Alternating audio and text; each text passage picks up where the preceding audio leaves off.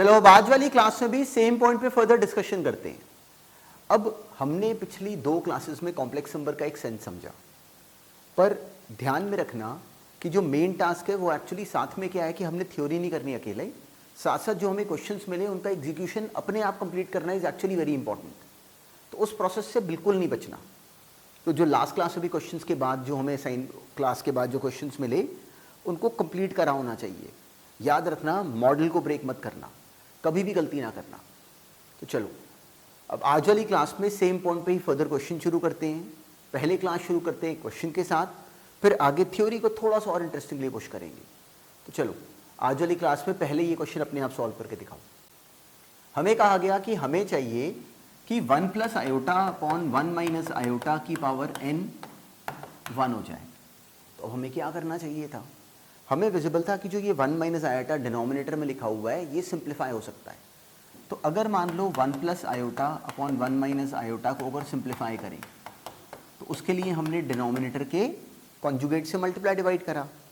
तो हमें मिल गया 1 प्लस आयोटा का होल स्क्वायर ऊपर और 1 प्लस 1 2 नीचे। अब हम लोग सिंपली इस ब्रैकेट के अंदर वाली टर्म को पहले सिंप्लीफाई कर लिया हमने। ये हमें दे गया 1 प्लस आयोटा का होल स्क्वायर, उसको एक्सपांड करो। वो क्या आता? 1 plus iota square, 1 plus iota square cancel, क्या बचा न्यूमरेटर में? 2 आयोटा, नीचे 2। तो दिस इज ओनली आयोटा।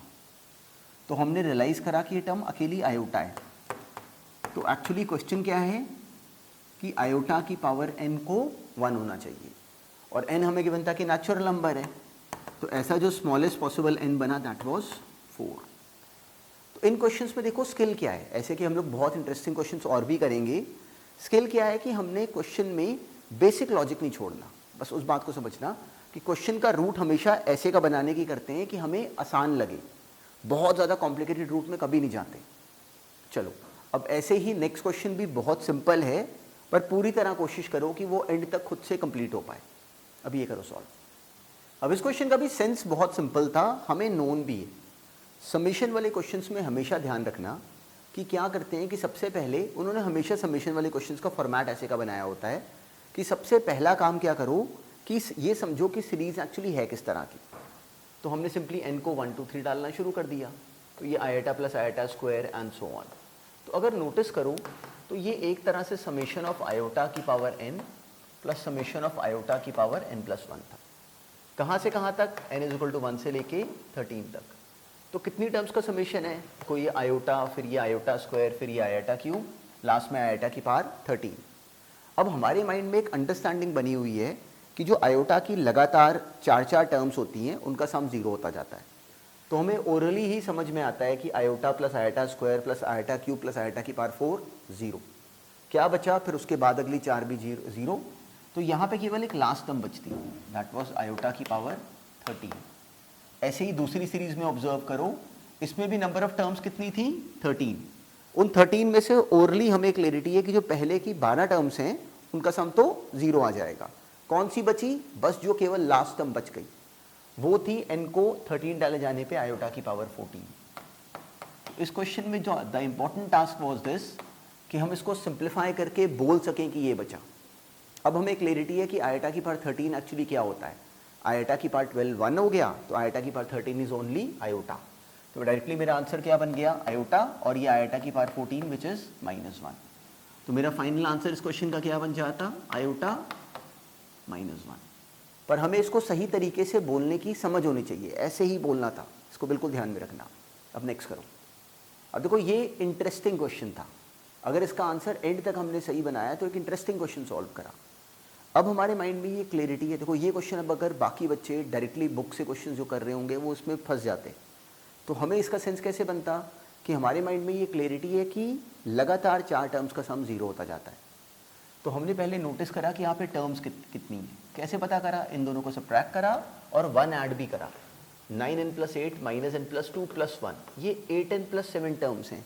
गिने जाने पे ये टर्म्स 8n + 7 आ रही हैं। तो अब 8n मतलब डायरेक्टली 8 का मल्टीपल। तो हमें क्लैरिटी है कि जो 8n टर्म शुरू की हैं वो तो डायरेक्टली 0। क्यों? क्योंकि वो 4 का मल्टीपल आई। तो 4 के मल्टीपल में हर बंडल ने 0 होते जाना है। तो 8n टर्म्स कैसी बनी? 4 का मल्टीपल।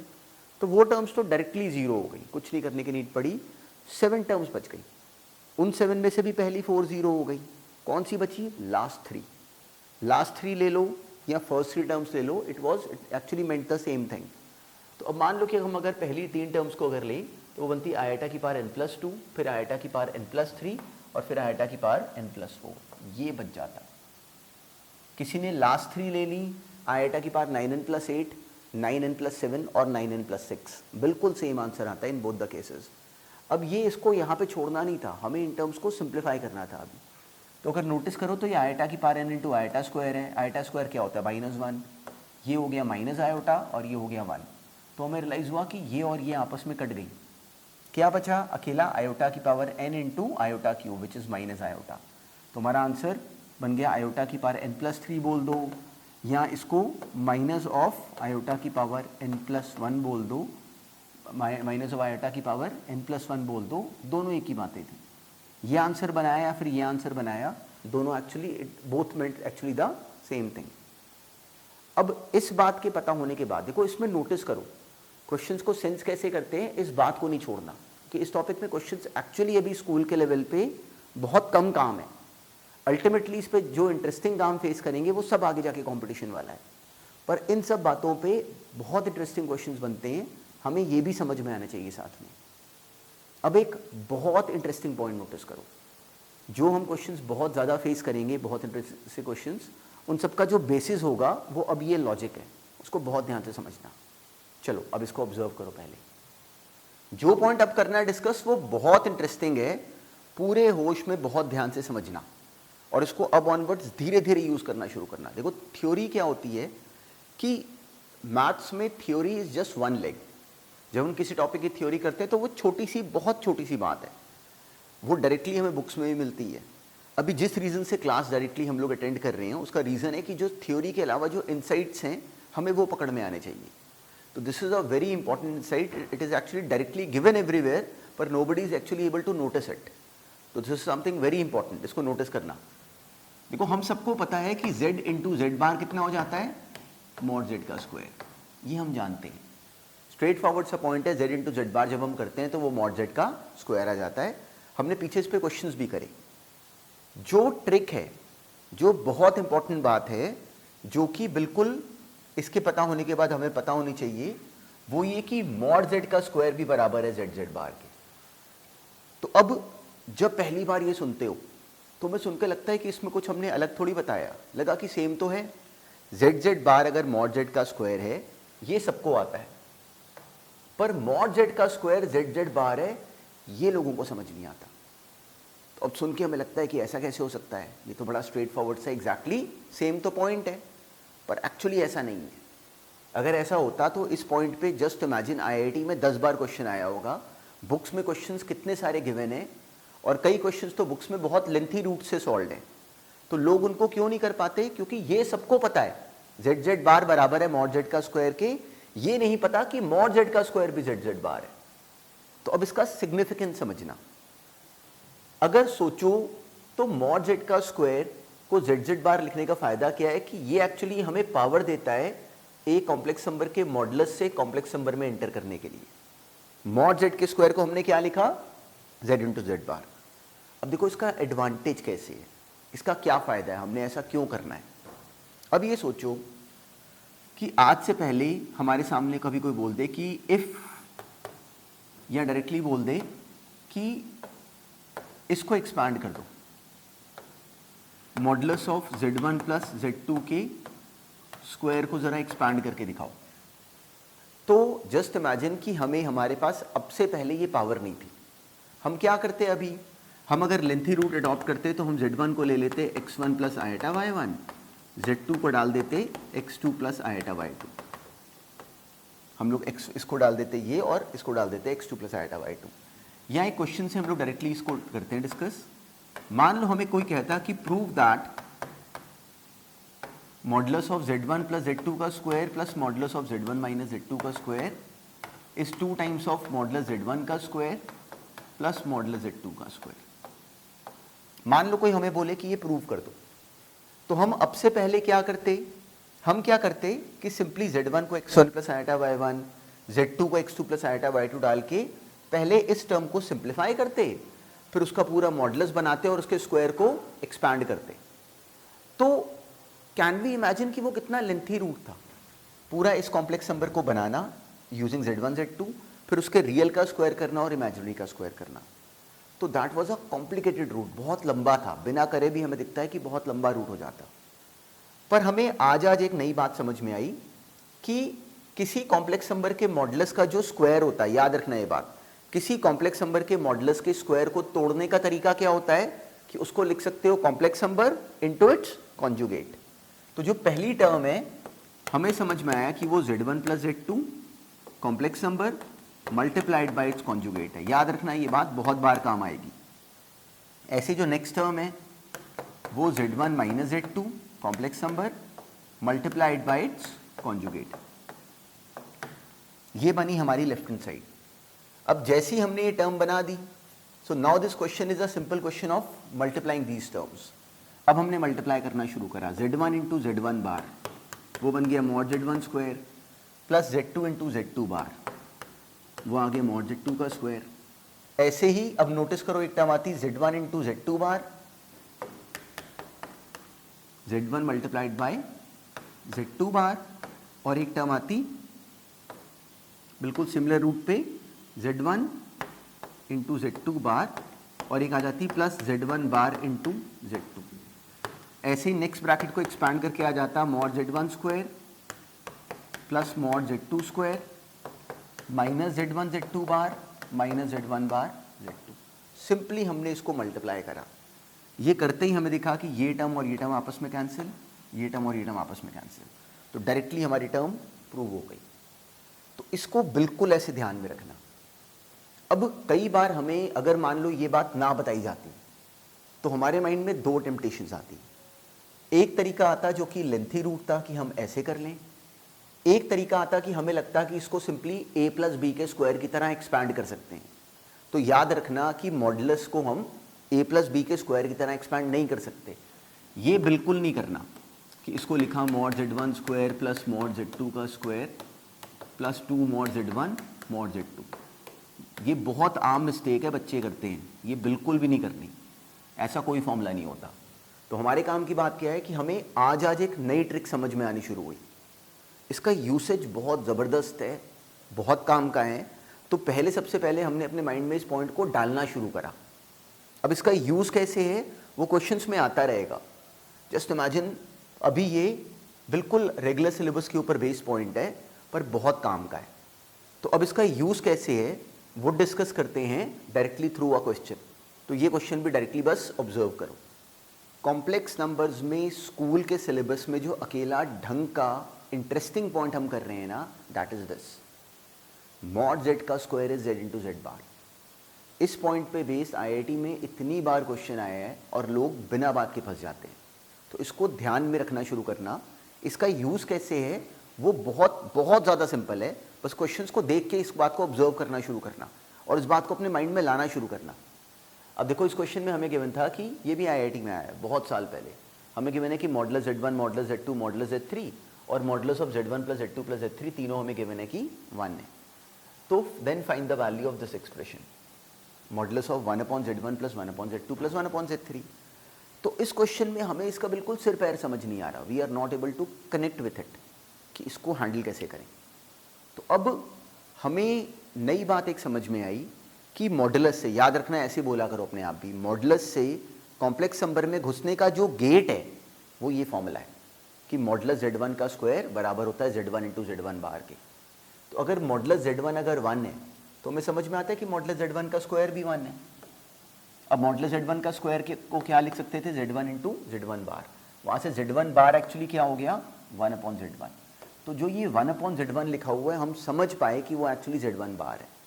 सिमिलरली जो 1 अपॉन z2 है वो z2 बार है, जो 1 अपॉन z3 है वो z3 बार है। तो एक्चुअली जो हमसे पूछा गया है वो z1 bar plus z2 bar plus z3 बार का मॉडुलस है। तो ये सिंपली बन गया z1 bar plus z2 bar plus z3 बार का मॉडुलस, वो गिवन टर्म। तो अब z1 bar plus z2 bar plus z3 bar is same as z1 plus z2 plus z3 पूरे का कॉन्जुगेट, इस पूरे का मॉडुलस। और ये पॉइंट हमने पहले डिस्कस करा है कि एक कॉम्प्लेक्स नंबर का मॉडुलस निकालो या उसके कॉन्जुगेट का मॉडुलस निकालो, आंसर सेम आता है। तो Z1 plus Z2 plus Z3 के कॉन्जुगेट का मॉडुलस या फिर खुद उसका मॉडुलस सेम होता तो उसका आंसर क्या बन जाता, डायरेक्टली 1। तो इसलिए इस गिवन टर्म का डायरेक्टली आंसर क्या था, 1। तो इस क्वेश्चन में अगर मान लो जो हमने छोटा सा पॉइंट अभी करा, अगर हमें वो ना आता होता, देखो अब हमें वो नोन था पर अगर हम उस पॉइंट पे अवेयर नहीं होते तो हम इसमें बहुत तरह के मिस्टेक्स करते। देखो इस बात को याद रखना, और याद रखना ये पॉइंट ये भी बहुत काम का है। कॉम्प्लेक्स नंबर में जैसे जैसे आगे बढ़ते जाओगे ना, वैसे वैसे कॉम्प्लेक्स नंबर को मान के करना, z को x प्लस आयोटा y लेके करना सबसे इन जनरल लेंथी रूट होता है। क्वेश्चंस में वो करना पड़ सकता है पर हमेशा उससे बेटर ट्रिक सोचा करो। इस बात को याद रखना, z को x प्लस आयोटा y लेके करने के रूट पे हम हमेशा जा सकते हैं, पर उस पर तभी जाएंगे अगर हमें कुछ और क्लिक ना करता हो। इस बात को ध्यान में रखना। तो इस क्वेश्चन में सोचो कि अगर मैं z1 को x1 प्लस आयोटा y1 ऐसे ही z2 को ऐसे ही z3 को अगर लेके करना शुरू कर देता तो ये क्वेश्चन कंप्लीट नहीं हो सकता था। ऑब्जेक्टिव क्वेश्चन है, it was to be completed in around 1 minute. तो देखो ये ऐसे कंप्लीट होता। तो इस बात को बोलना शुरू करो, इट इज़ वेरी इंपॉर्टेंट। पहली बार में पहला सवाल देख के चीज़ें आ नहीं जाती, ग्रेजुअली हम उस पर फाइट मार के करना शुरू करते हैं। तो चलो इसी पॉइंट को ज़रा अप्लाई करने की कोशिश करो on to this next question. अपने आप क्वेश्चन ट्राई करने का अकेला पर्पस क्या है कि हम लोग का ग्रेजुअली हमारे माइंड में ये पॉइंट पुश होना शुरू, कि बहुत बार ऐसा होगा। अब ये क्वेश्चन भी कभी बहुत पहले आईआईटी में आया है, अब स्कूल के एग्जाम्स का बहुत आम सा बहुत ऑर्डिनरी क्वेश्चन है, पर नोटिस करो कि जब ये आईआईटी में पहली बार आया होगा तो तब ये क्वेश्चन नया था। इसी तरह के आज तक भी क्वेश्चंस आते हैं और लोग अभी भी ब्लॉक होते हैं। तो जो अकेली ट्रिक है वो क्या कि मॉडुलस से कॉम्प्लेक्स नंबर में घुसने का जो अकेला गेट है उसको ध्यान में रखना कि वो एक्चुअली मॉडुलस z का स्क्वायर है। तो अब इस क्वेश्चन में हम लोग इसको डायरेक्टली तोड़ नहीं सकते थे। जैसे पिछला क्वेश्चन अभी हमने करा, उसमें कई बच्चे modulus z1 plus z2 plus z3 को गलती से ऐसे ब्रेक करना शुरू कर देते हैं, modulus z1 plus modulus z2 plus modulus z3। ऐसा कुछ नहीं होता, ऐसे बिल्कुल नहीं कर सकते, ऐसे की गलतियां नहीं करनी। तो कई बच्चे इसको ब्रेक करते हैं, वो गलती से इसके न्यूमरेटर को पढ़ते हैं modulus z1 minus modulus z2। बिल्कुल नहीं ऐसा करना। याद रखना कि मॉडुलस के केस में हमने डिसाइड करा था, डिस्कस करा था कि मॉडुलस z1 प्लस z2 को modulus z1 plus modulus z2 के फॉर्म में ब्रेक नहीं करेंगे। तो उस पॉइंट को नहीं छोड़ना। तो अब इस क्वेश्चन में करें क्या, हम ब्लॉक्ड हैं।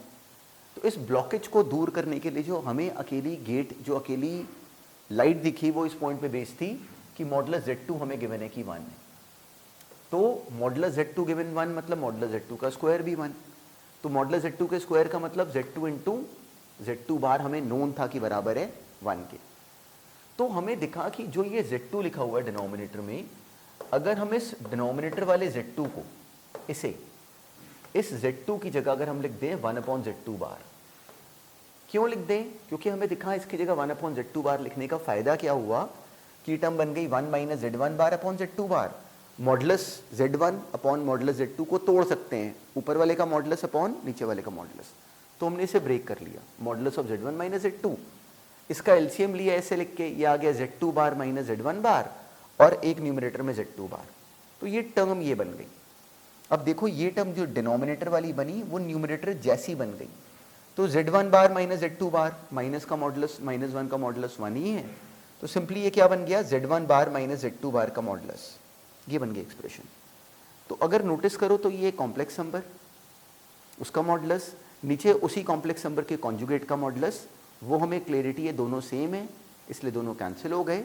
मॉडुलस z2 कितना गिवन है 1, तो उसके कॉन्जुगेट का मॉडुलस भी कितना होता 1। तो प्रूव हो गया कि आंसर 1 है, 1 इंटू 1 विच इज 1। देखो कितनी सिंपली ब्रेक हो गया।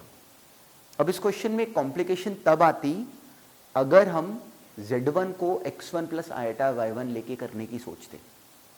तो इस क्वेश्चन का जो तोड़ने का, इसको ब्रेक करने का जो हमने मेथड बनाया, that was directly based upon the school syllabus के इतने सिंपल से पॉइंट के ऊपर कि मॉड z का स्क्वायर बराबर है z बार के। देखो फिर वही पॉइंट काम आया।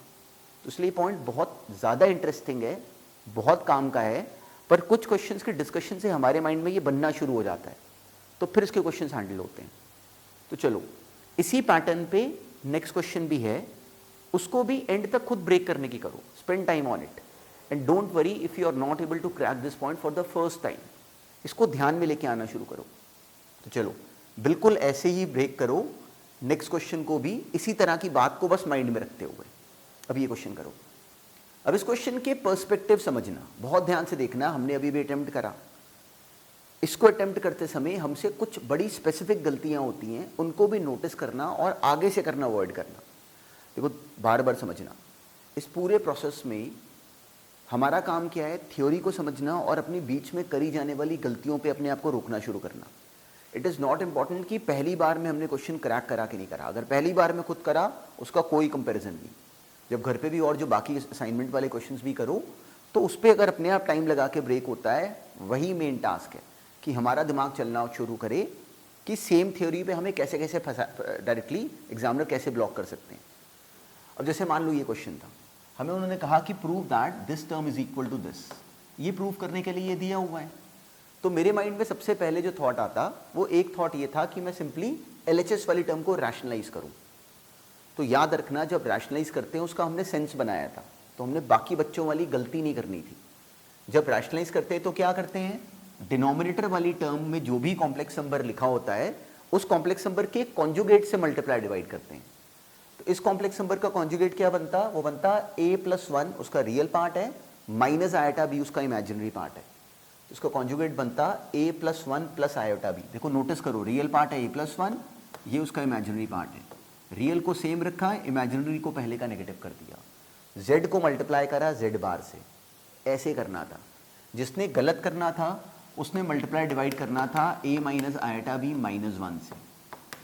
अगर ये मिस्टेक कर रही है तो उसको याद रखना, ऐसे नहीं करते। एग्जामिनर ने हमें कंफ्यूज करने के लिए दिया ऐसे, तो हमें सही मल्टीप्लाई करना था। कॉम्प्लेक्स नंबर को मल्टीप्लाई करते हैं उसके कॉन्जुगेट के साथ। क्या होता है conjugate, real part same, imaginary part पहले का नेगेटिव। अब सिंपली डिनोमिनेटर क्या बन जाता, रियल का स्क्वायर मतलब a+1 का स्क्वायर प्लस इमेजिनरी का स्क्वायर मतलब b का स्क्वायर। तो हमारी टर्म ये बन गई। न्यूमरेटर सिंपली दोनों टर्म्स सेम, इनको हमने मल्टीप्लाई कर लिया, a+1 का होल स्क्वायर साथ में आयोटा b का square which is -b square +2 simply iota b into a+1। Simply numerator multiply करा। पर देखो इसमें न्यूमरेटर की मल्टीप्लिकेशन में करते समय भी आई ट्राइड कि मेरी टर्म्स सिंपल रहें, कन्फ्यूजन कम आए। तो ऐसे बारी बारी मल्टीप्लाई नहीं शुरू करते, बिल्कुल छोटी क्लासेस की तरह। थोड़ा इंटेलिजेंटली क्वेश्चंस को करना, अपने प्रोसेस को ग्रेजुअली फास्ट करना भी हमारा काम है। तो हमने पहले ये टर्म बना ली, अब इसको एक्सपांड करा। तो जब एक्सपांड करेंगे तो a² + 1 + 2a - b² प्लस ये टर्म बनी। डिनोमिनेटर में नोटिस करो a² + b² बनेगा विच इज 1। डायरेक्टली उसको 1 बना दिया, प्लस एक 1 और आ गया प्लस 2a, ये बन गया डिनोमिनेटर। अब हमने इसे कैंसिल करके दिखाना था कि this is a plus iota b। तो अब अगर मान लो इस 1 - b² को, इस 1 - b² को हम लिख सकते थे कि दैट इज a²। तो इसको लिख लिया मान लो a²। तो ये a² प्लस a² ये बन गया 2a² प्लस 2a। उसमें से 2a कॉमन, ये टर्म बनी। इन दोनों में से 2 टाइम्स a+1 कॉमन ले लिया, उसका बेनिफिट ये टर्म और ये term cancel, a plus iota b हमारा आंसर आ गया। तो इस क्वेश्चन को ब्रेक कर सकने का ये एक पॉसिबल चैनल था। अगर हमने ऐसे करा तो बिल्कुल सही करा, बिल्कुल सही रूट है। ये स्कूल के एग्जाम में आने वाला बहुत ऑर्डिनरी सा एक क्वेश्चन है, आ जाता है। पर पहली बार ये क्वेश्चन एक्चुअली आया था IIT में, और इसी क्वेश्चन को अगर हम इसी रूट से अगर करते हैं तो है ये रूट बिल्कुल परफेक्ट। पर अब इसी सवाल का, इसी क्वेश्चन का एक डिफरेंट पर्सपेक्टिव सोचो। हमने ऐसे देखो ब्रेक कर लिया इसको कंप्लीटली, पर अब इसी क्वेश्चन को ऐसे सोचो। हमें किसी ने कहा कि prove if a² + b² = 1, prove that a plus iota b + 1 upon a minus iota b + 1 is a plus iota b। तो अगर अपने मन में सोचो कि ये कॉम्प्लेक्स नंबर होता z जो कि a प्लस आयोटा b है, तो क्या हम लोग को डायरेक्टली दिखता है कि हमें गिवन था कि जो मॉड z का स्क्वायर है वो हमें इस क्वेश्चन में गिवन है कि 1 है। मॉड z का स्क्वायर क्या बन जाता है, a² + b², वो हमें गिवन है कि 1 है।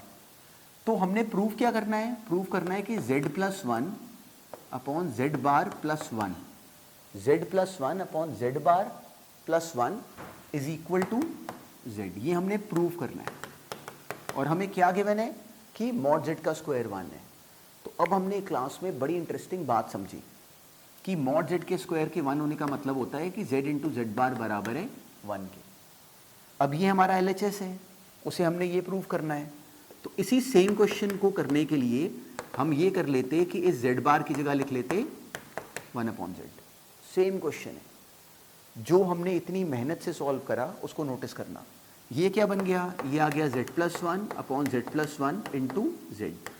अब ये z+1 ऊपर नीचे कैंसिल और 1 सेकंड में टर्म बन गई, it is z which is a plus eta b। तो हमने LHS RHS को सेम दिखा दिया, सेम क्वेश्चन हमने ब्रेक कर दिया इतनी फास्ट, जो कि हमें इतनी मेहनत से करना पड़ा। So this is the understanding. जो हमने क्वेश्चंस इससे पहले करे वो हमें डायरेक्टली बोल रहे थे कि यहाँ पे मॉड z के स्क्वायर वाली बात को यूज करो। इस क्वेश्चन में उन्होंने इतनी सी नई ट्रिक क्रिएट करी कि instead of using the term as z directly, they have directly given the modulus of z in the form of a Cartesian expression कि this is a² + v², it is given to us कि it is 1। अब की बार हमने नाम खुद रखा कि z is a plus eta b। तो हमें गिवन था कि मॉड z का स्क्वायर 1 है और प्रूव करना था कि z+1/z⁻+1 बराबर है z के। देखो कितनी फास्ट हो गया, अगर हमें वही फॉर्मूले की क्लैरिटी है जो हमने आज सुना। तो इट इज सो यूजफुल। तो क्वेश्चंस करते समय इस बात को बार बार माइंड में रखना, इट इज वेरी हेल्पफुल। चलो अब नेक्स्ट क्वेश्चन भी इसी पैटर्न का है, उसको भी कोशिश करो कि खुद से कंप्लीट हो, नहीं तो इनको डायरेक्टली अपने माइंड में एक बार रखना शुरू करो। बहुत सारे क्वेश्चंस पे फेस करेंगे, एंड में जाके जब टॉपिक वाइंड अप करेंगे तो इस पे बहुत बेटर क्वेश्चंस और फेस करेंगे। उन सबका जो मेन जो कोर काम होगा वो एग्जैक्टली ऐसे ही है। तो चलो इसी पॉइंट को सोचते हुए एक क्वेश्चन और नोटिस करते हैं। तो अब ये क्वेश्चन भी पहली बार अपने आप कोशिश करो कि खुद ही कंप्लीट हो पाए। अब ये करो सॉल्व। अब देखो इस क्वेश्चन में हमें गिवन था कि इफ मॉडुलस z इज 1 तो प्रूव करो कि z-1/z+1 कोई नया कॉम्प्लेक्स नंबर है, उसे प्रूव करो कि वो प्योरली इमेजिनरी है।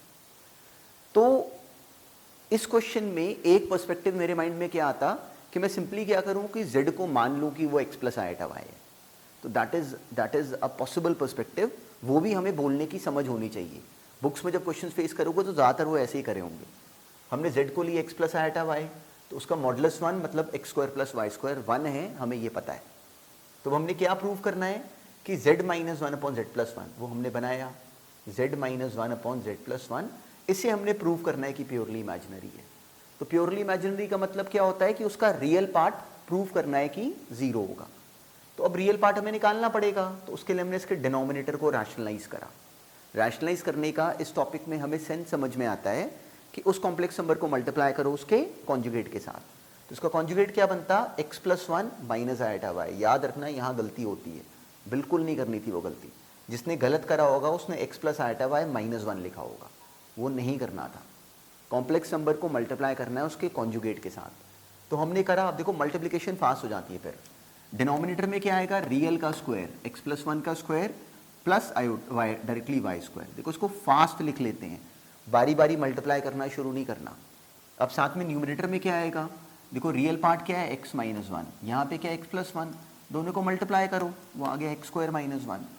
ये आयोटा y जब मल्टीप्लाई करेगा माइनस आयोटा y से तो वो बना लेगा y² और माइनस आयोटा का square which is +1 plus y²।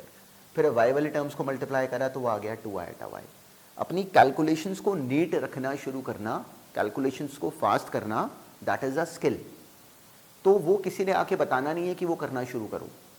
तो एग्जैक्टली अभी जब क्लास में जब क्वेश्चंस आते रहेंगे तो नोटिस करा करो कि कैलकुलेशंस फास्ट कैसे करते जानी है। जहाँ पे स्पेस बचती है, जहाँ पे माइंड तेज लगता है, वहाँ पे लगाओ साथ साथ। तो हमने कैलकुलेशन फास्ट करी, ये टर्म बनाई। तो डिनोमिनेटर इसका प्योरली रियल है। क्यों? क्योंकि मॉड z का स्क्वायर है, तो इसको कुछ नहीं कहेंगे। x² + y² हमें नोन है कि 1 है, तो क्या विजिबल है कि ये टर्म कैंसिल होकर 0 हो गई। अकेला 2 आयटा y अपॉन ये बच गया विच इज प्योरली इमेजिनरी। तो ये क्वेश्चन ऐसे नीटली कंप्लीट हो सकता था, पर इसमें भी अपने आप में कैलकुलेशंस इन्वॉल्व थी और हमें ये फंसाती। अब देखो क्लियर, ये टर्म अकेली आयोटा वाली आ गई, तो ये कैसी बन गई, प्योरली इमेजिनरी। हम इस बात को बोल पाए और वही हमारा इस क्वेश्चन में टारगेट भी था। तो दिस वाज वन रूट। अब इसी बात को बोलने का एक और बहुत काम का ढंग सुनो, वो भी बहुत काम का है। याद रखना, सोचो कि ये कॉम्प्लेक्स नंबर है z minus one upon z plus one. कभी अगर किसी कॉम्प्लेक्स नंबर को प्योरली रियल या प्योरली इमेजिनरी अगर प्रूव करने को कहा जाए, तो ये पर्सपेक्टिव हमेशा माइंड में रखना कि एक कॉम्प्लेक्स नंबर अगर प्योरली रियल है, मतलब उस कॉम्प्लेक्स नंबर का जो कॉन्जुगेट है वो कॉम्प्लेक्स नंबर के बराबर आएगा। और अगर एक कॉम्प्लेक्स नंबर प्योरली इमेजिनरी है तो उसका कॉन्जुगेट उसी कॉम्प्लेक्स नंबर के नेगेटिव के बराबर आएगा। अगर प्योरली इमेजिनरी है तो क्या होगा, अगर इसका कॉन्जुगेट निकाला जाए तो वो इसी कॉम्प्लेक्स नंबर के नेगेटिव के बराबर आएगा। तो हमने क्या करा कि इस कॉम्प्लेक्स नंबर का कॉन्जुगेट बनाया, वो आ गया सिंपली न्यूमरेटर का कॉन्जुगेट z बार, वन का कॉन्जुगेट वन ही हो गया, अपॉन z बार प्लस वन। इसका कॉन्जुगेट ये बना। अब हमें गिवन है कि मॉड z का स्क्वायर इज वन, मतलब हम जानते हैं कि z into Z bar is one, मतलब z bar is actually one upon Z. तो टर्म क्या बन गई, ये बन गया one upon Z minus one upon one upon z plus one. LCM लेके this is one minus z upon one plus z, मतलब ये बन गया minus of z minus one upon z plus one.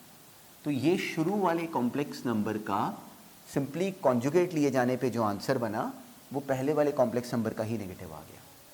तो मान लो इसका अगर एक नाम रख लें, मान लो इसका नाम रख लेते हैं चलो z2। तो ये है z2 का कॉन्जुगेट।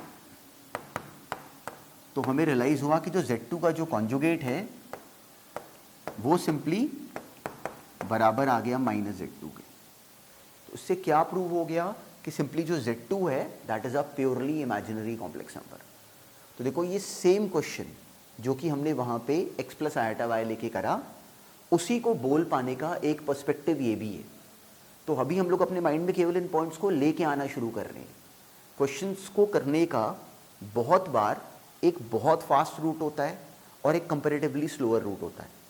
तो हमें हमारे माइंड में अगर डायरेक्टली हमें दिखे कि उस क्वेश्चन में बहुत फास्ट रूट लग पा रहा है तो लगाओ। तो इस पॉइंट को ध्यान में रखना, z2 बार आ गया minus z2, this means that z2 is purely imaginary. कैसे प्रूव हुआ, हमें समझ में आ गया कि अगर कोई कॉम्प्लेक्स नंबर अगर अपने ही कॉन्जुगेट का नेगेटिव आ जाता है तो वो कैसा होता है, प्योरली इमेजिनरी। तो हमने उस बात को यूज करते हुए इसको प्रूव कर दिया। तो याद रखना, ये रूट याद रखना, प्रूव करना है प्योरली इमेजिनरी, क्या करोगे, उसका कॉन्जुगेट ले लोगे और दिखा दोगे कि वो उसी कॉम्प्लेक्स नंबर का नेगेटिव आ रहा है। तो ये पर्सपेक्टिव हमेशा माइंड में रखना। अब ऐसे ही नेक्स्ट देखते हैं। जो आज वाली क्लास में भी पॉइंट्स करे दे आर वेरी इंपॉर्टेंट। जो आज वाली क्लास में पॉइंट करा अगर बिल्कुल स्कूल के सिलेबस के पर्सपेक्टिव से अगर डिस्कस करें तो this is the most important point. पर इसको माइंड में रखना शुरू करना। देखो जो आज क्वेश्चंस करे इनको जरूर एक बार फिर से नोटिस करो, इनको फिर से रिवाइज करो। तो जो आज कॉरस्पॉन्डिंग आज जो क्वेश्चंस मिले हैं वो हमारी रियल स्ट्रेंथ चेक करेंगे, उनको एक्चुअली अटेम्प्ट करना। नेक्स्ट क्लास में भी इसी पॉइंट को फर्दर कंटिन्यू करेंगे। पर स्कूल के सिलेबस में जो सबसे इंपॉर्टेंट पॉइंट हमने करना है कंपटीशन के पॉइंट ऑफ व्यू से वो ये वाला पॉइंट है। क्या करा हमने नया पॉइंट कि मॉड जेड का स्क्वायर इज जेड बार। तो चलो आज वाली क्लास वाले क्वेश्चंस को भी बस एक बार जरूर दोबारा रिवाइज करना।